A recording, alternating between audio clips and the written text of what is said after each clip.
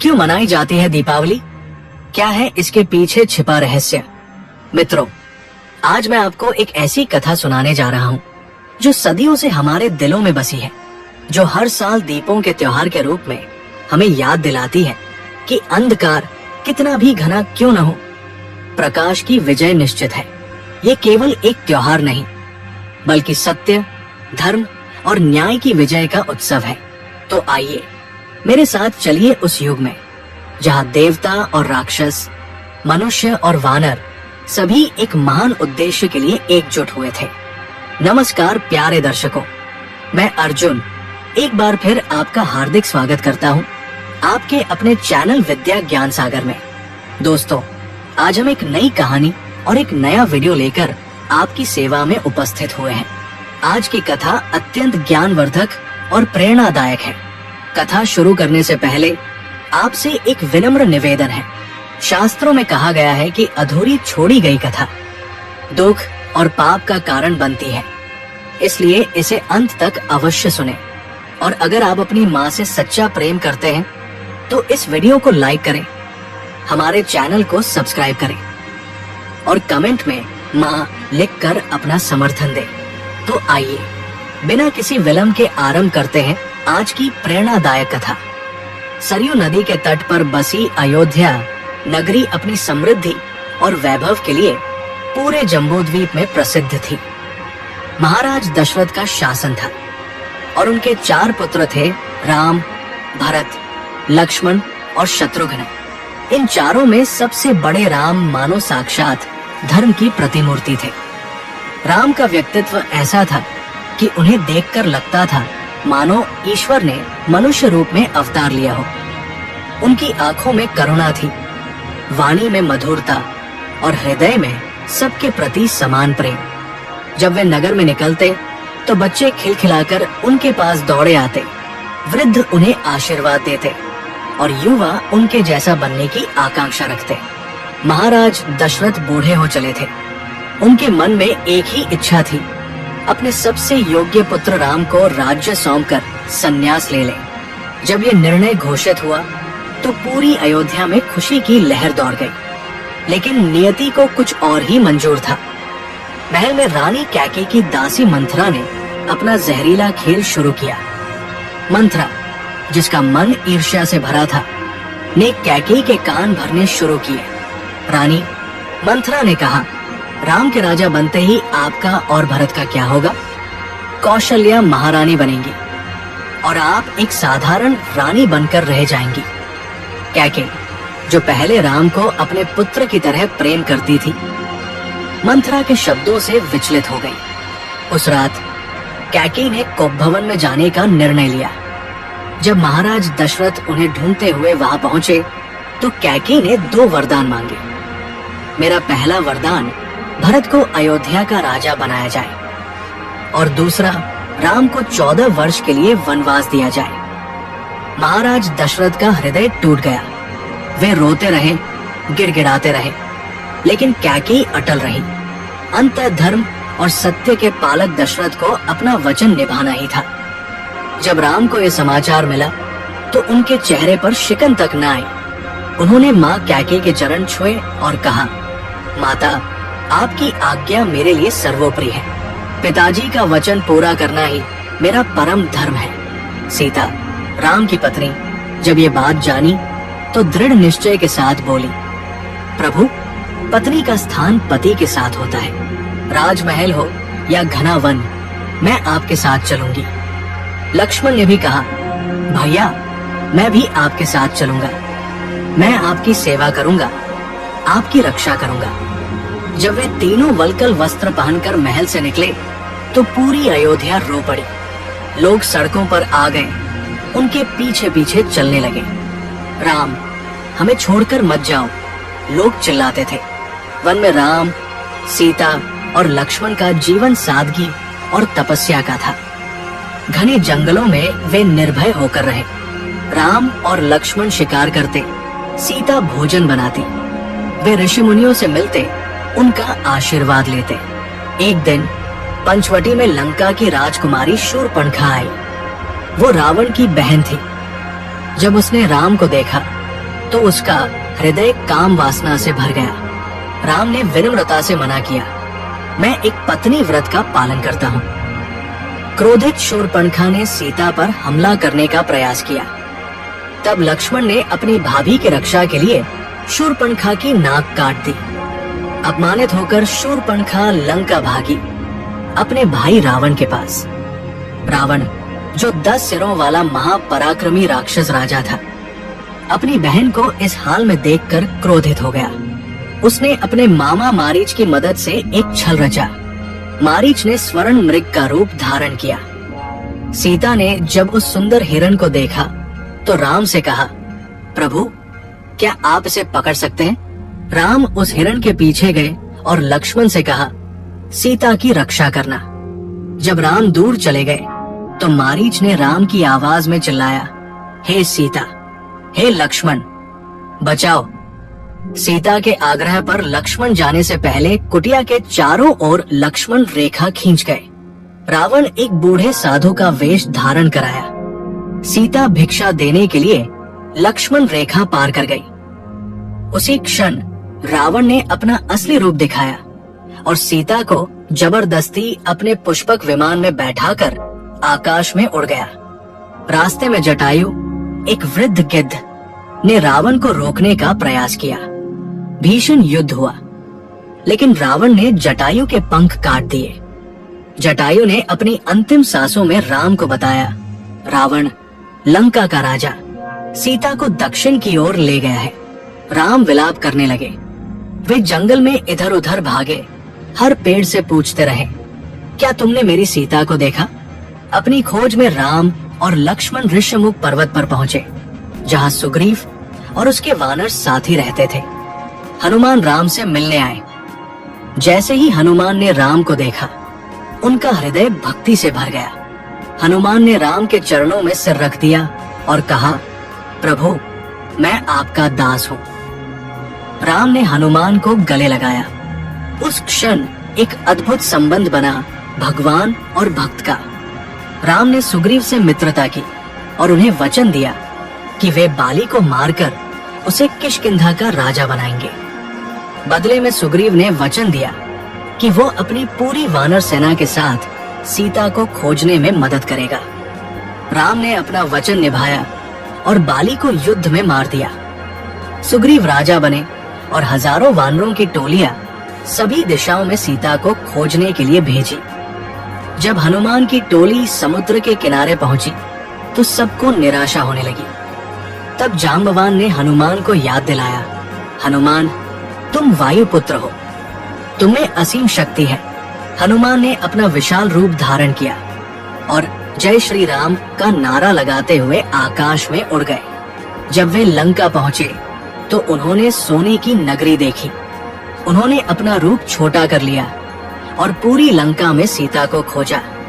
आखिरकार उन्हें सीता अशोक वाटिका में मिली, एक पेड़ के नीचे बैठी हुई, दुखी लेकिन अपने पति के प्रति अड़िग। हनुमान ने धीरे से सीता के पास जाकर राम की अंगूठी दिखाई। सीता की आंखों में आशा की किरण जगी। माता, मैं हनुमान हूँ, राम का दास। प्रभु जल्द ही यहाँ आएंगे।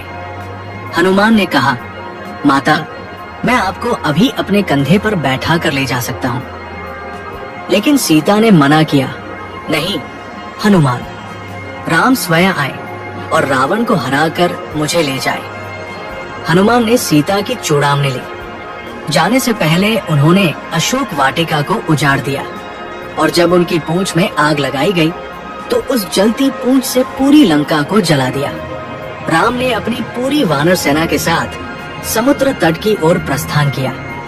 लाखों वानर जो राम के लिए अपना जीवन देने को तैयार थे, उनके साथ थे।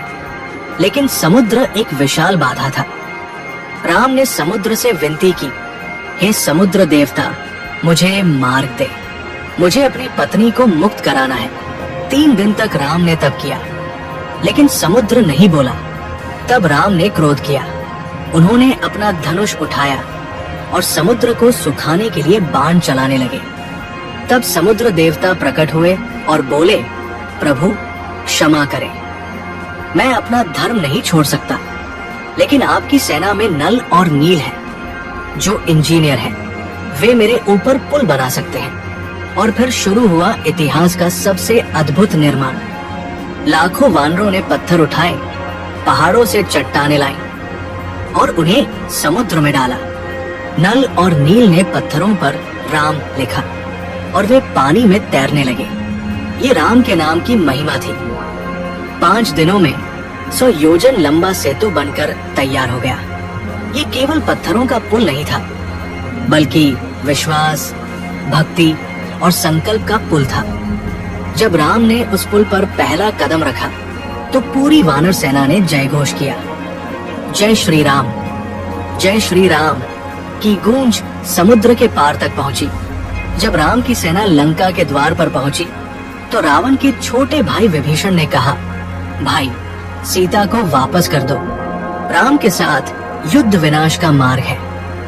लेकिन रावण का अहंकार उस पर हावी था। उसने विभीषण को निकाल दिया। विभीषण ने राम की शरण ली। राम ने कहा, जो भी मेरी शरण में आता है मैं उसे अपना लेता हूँ। तुम मेरे भाई हो। युद्ध शुरू हुआ। ये धर्म और अधर्म के बीच, सत्य और असत्य के बीच का युद्ध था। हनुमान ने अद्भुत पराक्रम दिखाया। जब लक्ष्मण घायल हो गए तो हनुमान ने पूरा द्रोणागिरी पर्वत ही उठा लिया और लंका ले आए। सुषेण वैद्य ने संजीवनी बूटी से लक्ष्मण का उपचार किया। रावण के भाई कुंभकर्ण, जो विशालकाय था, उसे जगाया गया। जब वो युद्ध भूमि में आया तो वानरों में भगदड़ मच गई। लेकिन राम ने अपने बाणों से कुंभकर्ण को मार गिराया। फिर लक्ष्मण ने भीषण युद्ध में इंद्रजीत को मार दिया। जब रावण को अपने पुत्र की मृत्यु का समाचार मिला तो पहली बार उसकी आंखों में आंसू आए। आखिरकार वो दिन आया जब राम और रावण आमने सामने युद्ध के लिए खड़े हुए। भीषण युद्ध हुआ। राम ने रावण के एक सिर को काटा, लेकिन तुरंत दूसरा सिर उगाया। तब विभीषण ने बताया, प्रभु, रावण की नाभि में अमृत है। राम ने ब्रह्मास्त्र उठाया और रावण की नाभि में चला दिया। रावण के सभी 10 सिर एक साथ कट गए। मरते समय रावण की आंखें खुली। उसने राम को देखा और पहली बार उसे अपनी गलती का एहसास हुआ। राम ने लक्ष्मण से कहा, जाओ, रावण के पास जाओ, वो महान विद्वान है। रावण ने अपनी अंतिम सांसों में कहा, लक्ष्मण, मैंने बहुत ज्ञान प्राप्त किया, लेकिन मेरा अहंकार मेरा विनाश बन गया। याद रखो, यदि अहंकार है तो सब व्यर्थ है। राम ने कहा, रावण महान था, लेकिन उसके अहंकार ने उसे गिरा दिया। रावण के मारे जाने के बाद विभीषण को लंका का राजा बनाया गया। फिर वो क्षण आया जिसका राम और सीता दोनों को इंतजार था, उनका पुनर्मिलन। जब सीता को राम के पास लाया गया तो सीता की आंखों में खुशी और प्रेम के आंसू थे। वे दौड़कर राम के पास जाना चाहती थी, लेकिन राम ने उन्हें रोक दिया। राम ने कहा, और उनकी आवाज में दर्द था, सीता, तुम रावण के महल में इतने दिन रही, समाज में संदेह होगा, तुम्हें अपनी पवित्रता सिद्ध करनी होगी। ये सुनकर सीता का हृदय टूट गया। जिस पति के लिए उन्होंने हर कष्ट सहा, जिसके लिए उन्होंने मृत्यु को भी स्वीकार करने की तैयारी की थी, वही पति आज उन पर संदेह कर रहे थे। लेकिन सीता जानती थी कि ये धर्म की मांग थी। उन्होंने गर्व से कहा, यदि यही धर्म है तो मैं अग्नि परीक्षा देती हूँ। यदि मैं पवित्र हूँ तो अग्नि मुझे नहीं जलाएगी। एक विशाल चिता सजाई गई। सीता ने अग्नि देव से प्रार्थना की, हे अग्निदेव, आप साक्षी हैं। यदि मैं पवित्र हूँ, यदि मैंने कभी मन, वचन और कर्म से राम के अलावा किसी और को नहीं सोचा, तो मेरी रक्षा करें। सीता चिता में कूद गई। पूरी सेना देख रही थी। सभी की सांसें रुकी हुई थी, लेकिन अग्नि ने सीता को छुआ तक नहीं, बल्कि अग्निदेव स्वयं प्रकट हुए, सीता को अपनी गोद में लिए हुए। अग्निदेव ने कहा, राम, सीता इतनी पवित्र है कि मैं उन्हें छू भी नहीं सकता।